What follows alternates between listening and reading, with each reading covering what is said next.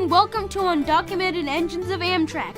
Today we will talk about the UAC TurboTrain, and yes, I will be including the F&E units despite them being too old and redundant.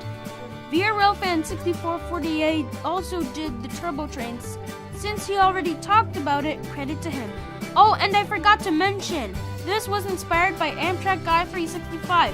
You can also watch the first remake episode of Engines of Amtrak so you can learn the history of it. The link for that is in the description. So enough squabbling and let's get this video over with. The United Aircraft Corporation constructed the 7 TurboTrain train sets from 1967 to 1968. 9 cars were for VIA, 7 cars were for CN, 5 cars were for Amtrak, and 3 cars were for New Haven, later Penn Central, and the Department of Transportation, or DOT. But Illinois Central was going to order the TurboTrain sets, but it was canceled for some reason. Now to the specs. They used a Pratt & Whitney Canada ST6 gas turbine engine. They had a length of 430 feet and 8 inches for all 7 cars, an output of 2,000 horsepower. They weighed 370,944 pounds, had a mechanical transmission, and their wheel arrangement was B111111B. The B's meant the power cars had 2 axles per truck, and the 1s meant the coaches shared 1 axle instead of having 1 independent truck with 2 axles each. CN/VIA had 6 train sets and 2 more were sold to Amtrak. Amtrak now had 5 turbos, but then problems arose. It appeared tilt control was very problematic, much like the LRC, which is my favorite engine, but worse. The train sets had to get more maintenance, which was a pain in the butt. Also, not to mention, maintenance was extremely difficult.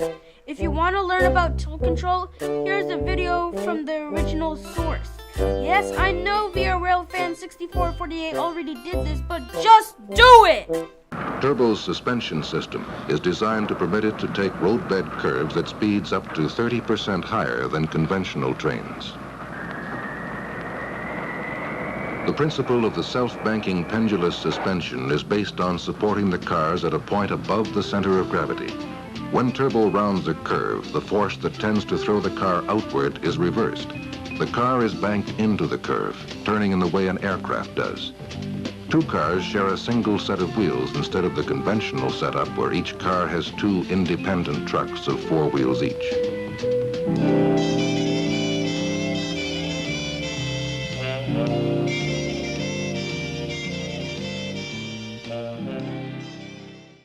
Anyways, let's get back into the topic. Another problem with the sets was the fuel crisis of the 1970s. The refueling for the sets and other diesel engines and cars were extremely hard to do.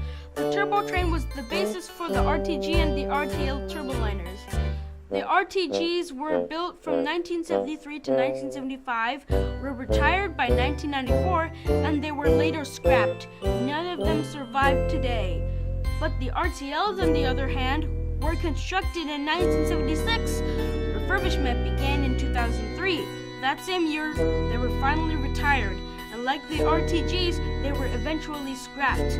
But 3 are currently preserved in poor condition. Now, back to the TurboTrains.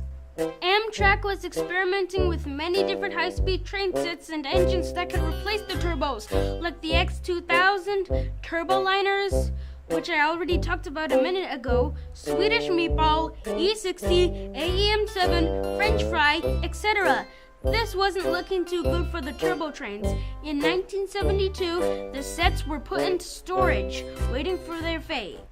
They stayed on the roster up until 1980, when the TurboTrains finally met their fate, the cutter's torch.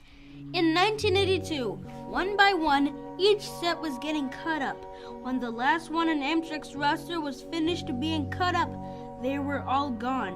Now this means that there are 3 sets left in Canada, since the 2 of them were sold to Amtrak, and 54 and 55 were damaged on the 20th of July 1973, which were later retired and scrapped. The last run of a turbo happened in October 1982, and eventually all of the turbo trains were scrapped, and none were preserved or survived today. I hope you enjoyed the first episode of Undocumented Engines of Amtrak. If you want to see more, please subscribe, like, comment, and click on the bell icon for upcoming videos so you never miss it. Goodbye!